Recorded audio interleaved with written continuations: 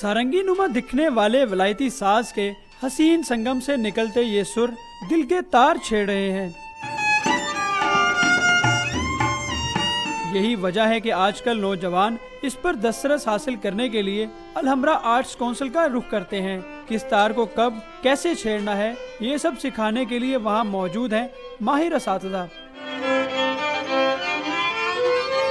जी और डी की तार है, ये है बेस, और डी और ए ये मिडल में आ जाता है, और फिर ए और ई है ये ऊपर पिच पे चला जाता है।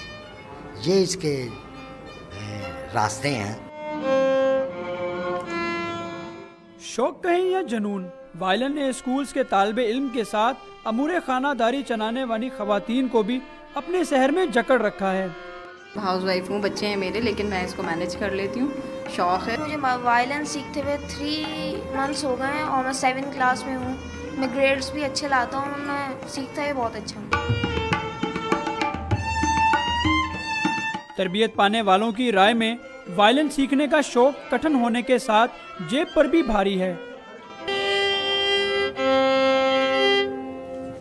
कितनी ही मुश्किलात क्यों ना हो, अगर जज्बा हो तो इस मुश्किल वलायती साज की तारों को अपनी उंगलियों के इशारे पर नचाया जा सकता है। कैमरामैन एजाज जॉर्ज के साथ कासिम अरशद, डॉन न्यूज़, लाहौर।